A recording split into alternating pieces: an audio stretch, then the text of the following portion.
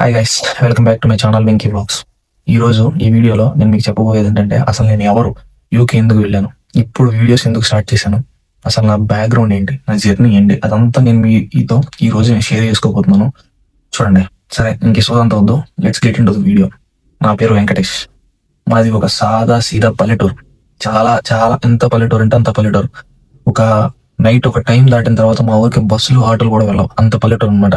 Literally నేను మా ఇంట్లో మా పల్లెటూరులో వైఫై కనెక్షన్ పెట్టించుకోవడానికి ఎంత మందికి ఫోన్ చేశానో నాకు మాత్రం తెలుసు. అలాంటి పల్లెటూరు నుంచి నేను ఇప్పుడు యూకే వరకు రాగలిగాను. ఎలా రాగలిగాను, ఏం చేశాను, అసలు నేను ముందు ఏం చేసామంటే నేను ఎక్కడ చదువుకున్నాను ఏంటి, అది మొత్తం నేను మీకు ఈ వీడియోలో చెప్తాను. ఓకేనా? మీ దగ్గర టైం ఉంటే ఈ వీడియో కొంచెం లెంతీగా ఉంటుంది. SIT back and relax and watch it in your free time. Okay, let's start. నేను ఎవరిని? ఫస్ట్ మా డాడీ ఎవరు, మా పేరెంట్స్ ఏం చేస్తుండేవాళ్ళు, నేను యూకే ఎలా వెళ్ళాను. ఇప్పుడు మీకు నా వీడియో చూస్తున్నారని చెప్పంటే ఎదురు యూకేలోనే ఉండాలి లేదా ఇండియాలోనే ఉండాలి. ఎదురు మీరు ఇండియాలో ఉంటే మీకు ఇన్స్పిరేషన్ గా మారుతుంది, అదే యూకేలో ఉంటే నేను ఎవరో మీకు తెలుస్తుంది. ఇప్పుడు నేను మాక్సిమం ఒక 8 or 9 వీడియోస్ అప్లోడ్ చేశాను కదా యూట్యూబ్ లో. అసలు ఎవరి అబ్బాయి ఎందుకు వీడియోస్ అప్లోడ్ చేస్తున్నాడు అని మీకు అందరికీ ఒకటి ఒకటి ఉంటుంది. ఇప్పటి వరకు నా ఫ్యామిలీ, నా ఫ్రెండ్స్ కి మాత్రమే నేను ఎవరో తెలుసు, నా బ్యాక్గ్రౌండ్ ఏంటో తెలుసు. మీకు తెలియదు కాబట్టి నేను ఈ వీడియోలో మీకు క్లియర్ గా ఎక్స్ప్లెయిన్ చేస్తాను. మా డాడీ ఒక ఆటో డ్రైవర్, మా మమ్మీ ఒక డైలీ లేబర్. నేను చిన్నప్పటి నుంచి వాళ్ళ కష్టం చూస్తూ పెరిగాను అనమాట. చిన్నప్పటి నుంచి వాళ్ళు చేసే పనులు, మా డాడీ పడే కష్టం, అవన్నీ చూస్తూ పెరిగాను నేను. కానీ అవేవి నన్ను ఆపలేదు అక్కడే ఉండిపోవడానికి, నేను అక్కడే మిగిలిపోవడానికి. చిన్నప్పటి నుంచి నేను చదువుతూనే వచ్చా, బాగా చదివేవాడిని. మా డాడీ కూడా నన్ను అలాగే చదివించారు. ఆయన కష్టం నన్ను ఈ రోజు ఇక్కడ నిలబెట్టింది. I give all my credit to my father alone because he is the person who stood with me in my hard times and in every time he was there for me. నేను ఈ రోజు ఇక్కడ ఉండడానికి కారణం కూడా మా డాడీయే. ఓకేనా? ఇప్పుడు మీరు అలా అనుకుంటారు కదా, డైలీ మీరు ఒకే పని చేస్తూ ఇంకెన్నాళ్ళు చేయాలరా ఈ పని, ఇంతేనా అని చెప్పని ఒక్క సంవత్సరం చేస్తేనే మీకు బోర్ కొడుతుంది. లిటరల్లీ మా ఫాదర్ మా కోసం దగ్గర ఒక 20 years నుంచి ఒకే పని చేస్తున్నాడు ఆయన. మేబీ ఆయనకు ఓ తెలిసిన దగ్గర నుంచి చేస్తున్నాడేమో, మాకు ఓ తెలిసిన దగ్గర నుంచి ఆయన ఒకే పని చేస్తున్నాడు కదా. మరి ఆయన మెంటాలిటీ ఎలా ఉందో మీరు అర్థం చేసుకోండి. లిటరల్లీ ఒక్కరోజు షిఫ్ట్ చేసి వచ్చే మీరు నేను చేయలేను, నా వల్ల కాదని చెప్పని ఇక్కడ చాలా మంది వెళ్ళిపోదాం, ఈ రియాలిటీ బాగాలేదు అది ఇది అని చెప్పి అనుకుంటూ ఉంటారు. వాళ్ళకి ఈ వీడియో మోటివేషనల్ గా కూడా మారుతుంది అనమాట. నేను మీకు రియల్ లైఫ్ ఎగ్జాంపుల్స్ తో క్లియర్ కట్ గా ఎక్స్ప్లెయిన్ చేస్తాను. ఓకేనా? ఫస్ట్ 10th క్లాస్ నాది ఒక గవర్నమెంట్ స్కూల్ అనమాట. గవర్నమెంట్ స్కూల్లో నేను 9.8 GPAతో పాస్ అయ్యాను. స్టేట్ ఫస్ట్ నేను. అలా పాస్ అయ్యి IIIT వెళ్ళాను. IIITలో 6 years ఫ్రీగా చదువుకున్నాను. IIIT అంటే మీకు తెలిసిందే కదా, RGUKT అంటారు, Rajiv Gandhi university of knowledge and technologies. Ongole batch నేను. ఒంగోలులో 2023 పాస్ అవుట్ నేను. 2023 పాస్ అవుట్ అయిపోయిన తర్వాత 1 year జాబ్ చేశాను నేను, సాఫ్ట్వేర్ డెవలపర్. నా ఫస్ట్ శాలరీ ఎంతో తెలుసా? 5,000 స్టైపెండ్. 5,000 స్టైపెండ్ కి నేను పనిచేశాను. దాని తర్వాత within 2 months లో నేను 4.5 LPAకి స్విచ్ అయ్యా. 4.5 LPAకి స్విచ్ అయిన తర్వాత నాకు శాలరీ వచ్చేది, నా చేతికి కటింగ్స్ అన్ని పోను, 37,500 శాలరీ వచ్చేది నాకు కటింగ్స్ అన్ని పోయాక. అందులో నా రూమ్ రెంట్ కానీ అవన్నీ ఇవన్నీ ఒక 17,000 అలా ఎగిరిపోయాయి. నా ఖర్చులకి, నా బైక్ పెట్రోల్కి అంతా ఎగిరిపోయాయి. నాకు మిగిలేదు 20,000. ఆ 20,000తో నేను మా ఫాదర్కి నేను ఇల్లు కట్టేవగలనా, మా అమ్మకి నేను ఇల్లు కట్టేవగలనా అని ఆలోచించాను. లేదు, నేను కట్టలేను. ఓకే, నా స్కిల్స్ అప్గ్రేడ్ చేసుకుందాం అని చెప్పని చూసాను. లేదు, అలా కూడా అవ్వలేదు. అలా నేను ఎన్ని అప్లికేషన్స్ పెట్టినా కూడా అవి రిజెక్ట్ అవుతూనే వచ్చాయి. నేను ఇంటర్వ్యూస్ ఇస్తూనే వచ్చాను, ఏది వర్కౌట్ అవ్వలేదు. సరే, ఇంకెలా కాదు, నేను ఇక్కడ ఉంటే డబ్బులు సంపాదించలేను అని నేను ఆలోచించాను. ఎక్కడికి వెళ్ళాలి, యూకే వెళ్ళాలా, US వెళ్ళాలా, జర్మనీ వెళ్ళాలా అని చెప్పి నేను చాలా కన్ఫ్యూజన్ ఉండే. స్టార్టింగ్ లో కన్ఫ్యూజన్ ఉన్న తర్వాత నేను ఇలా మా నాన్నకి చెప్పాను, నాన్న నేను ఇలా అబ్రాడ్ వెళ్దాం అనుకుంటున్నాను, ఇక్కడైతే నేను సర్వే అవుతాను, బట్ శాలరీ అయితే ఎప్పటికీ రాదు, ఎప్పటికీ పెరగదు, నేను అబ్రాడ్ వెళ్దాం అనుకుంటున్నాను, అబ్రాడ్ వెళ్ళి నేను ఏదో ఒకటి చేస్తాను అని చెప్పి మా నాన్నకి చెప్పాను. మా నాన్నకి చెప్తే ఓకేరా, ఓకే వెళ్ళు, నేను చూసుకుంటాను అంతా అని చెప్పి అన్నాడు. సరే, ఇంకా మా డాడీ నాకు ఫుల్ సపోర్ట్ ఇచ్చాడు ఆ టైంలో. సరే, నేను ఇంకా రీసెర్చ్ చేయడం స్టార్ట్ చేశాను. ఇంకా జాబ్ మానేసి ఇంకా నేను ప్రాసెస్ స్టార్ట్ చేశాను. 2024 జనవరిలో నేను ప్రాసెస్ స్టార్ట్ చేశాను. జనవరిలో ప్రాసెస్ స్టార్ట్ చేసి ఇంక యూట్యూబ్లో, గూగుల్లో అన్నింటిలో రీసెర్చ్ చేయడం స్టార్ట్ చేశాను. జర్మనీ వెళ్ళాలంటే జర్మనీకి చాలా పెద్ద ప్రాసెస్ ఉంది. IELTS రాశాను. IELTS బ్యాండ్స్ నాది 6 బ్యాండ్స్ నాది. నాకు వచ్చింది ఇంగ్లీష్కి 6 వచ్చింది నాకు. ఇంకా యూనివర్సిటీస్కి ఆన్లైన్లో అప్లికేషన్స్ పెట్టాను. వాళ్ళు అది ఇది అని చెప్పని చాలా ప్రాసెస్ అడిగారు. ఇప్పుడు ఎలా వచ్చాను, ఆ యూనివర్సిటీ డాక్యుమెంటేషన్ అంతా నేను మీకు నెక్స్ట్ వీడియోలో క్లియర్గా ఎక్స్ప్లెయిన్ చేస్తాను. ఈ వీడియో వచ్చేసి నా బయోగ్రఫీ చెప్తాను మీకు. ఓకే, దాని తర్వాత ఇంకా అలా నేను చాలా స్కామ్ అయ్యా. స్టార్టింగ్ లో ఎడ్యుకేషన్ లోన్ కోసం స్కామ్ అయ్యా అని తెలుసుకోకుండా స్టార్టింగ్ లో కదా. అవి కూడా నేను మీకు క్లారిటీగా ఎక్స్ప్లెయిన్ చేస్తాను ఇంకో ఫుల్ వీడియోలో. ఈ కోడిల్లా అనే ఫైనాన్షియల్ ఇన్స్టిట్యూషన్స్ ఎలా అయితే మిమ్మల్ని స్కామ్ చేస్తాయో అవి కూడా నేను మీకు క్లారిటీగా ఎక్స్ప్లెయిన్ చేస్తాను. వాటి నుంచి మీరు ఎలా బయటపడాలో కూడా ఎక్స్ప్లెయిన్ చేస్తాను. నా మాస్టర్స్ ఖర్చు 11,13,530 రూపీస్ సంథింగ్ అలా అయిపోయింది.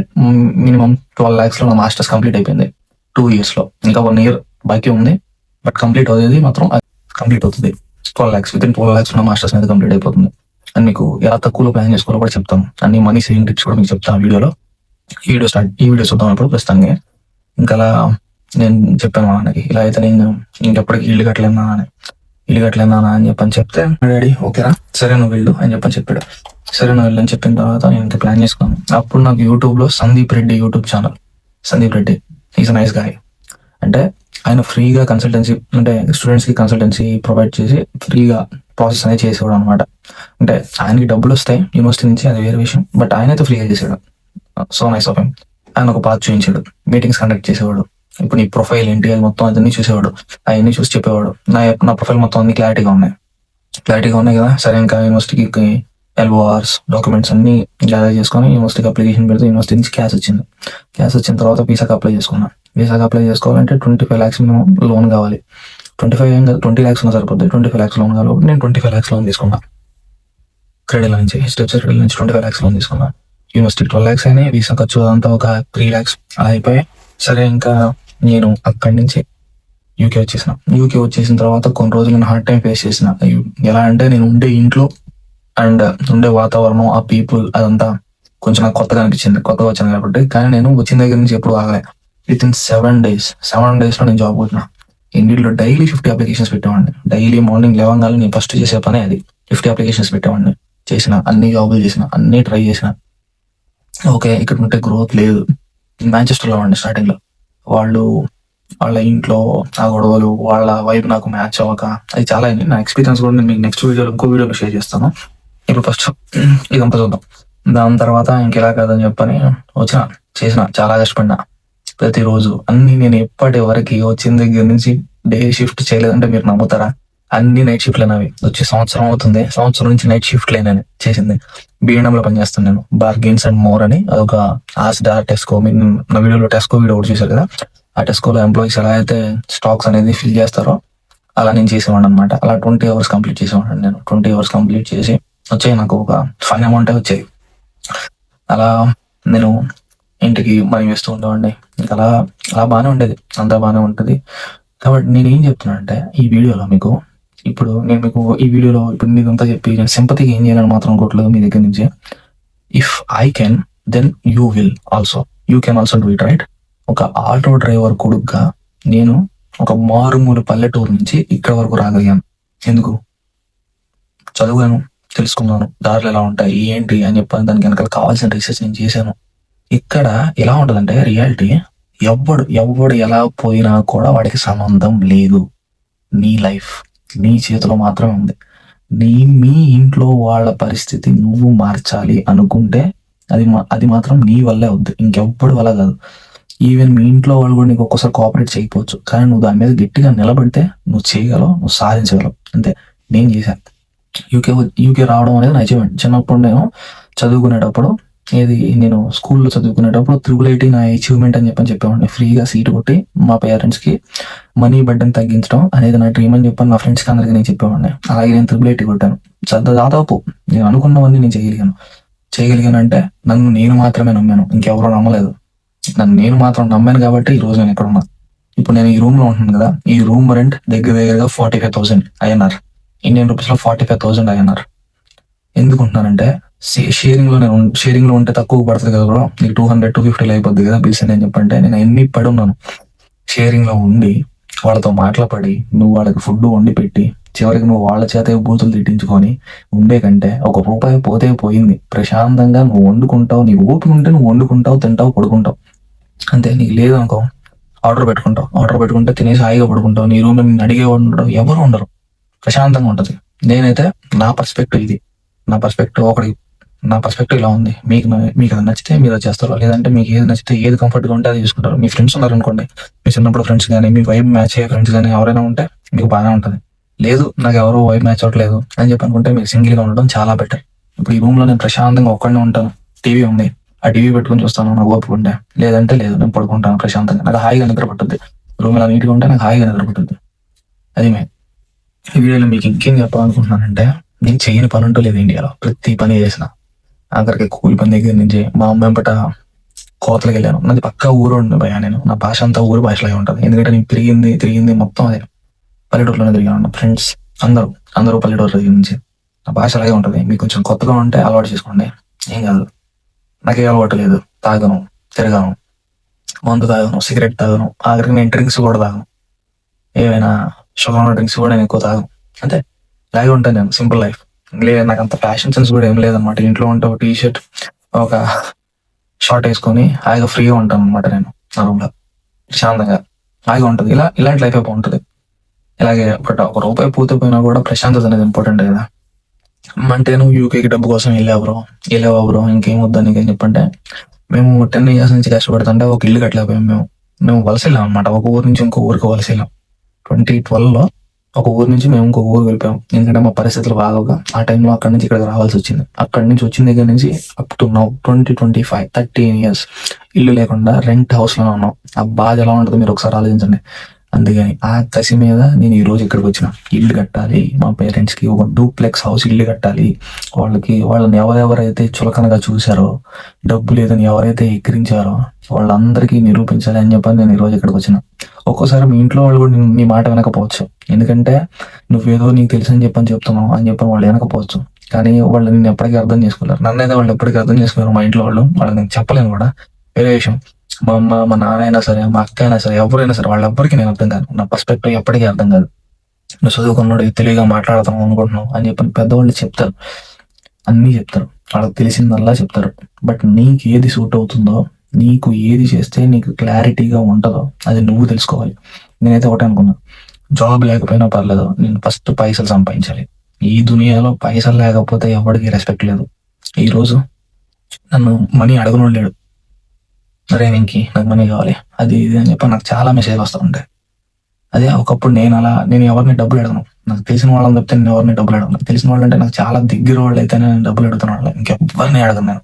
ఎందుకంటే ₹1 అడిగితే మనం ఎక్కడ తక్కువ అయిపోతామో వాళ్ళ దగ్గర ఉన్నా కూడా లేనట్టు పోర్ట్రేట్ చేసి చెప్పిన రోజులు ఉన్నాయి. ఎవరి దాకా ఎందుకు, నీ ఫ్రెండ్స్ చెప్తారు, నీ ఫ్యామిలీ చెప్తారు, నీ రిలేటివ్స్ చెప్తారు, అందరూ చెప్తారు.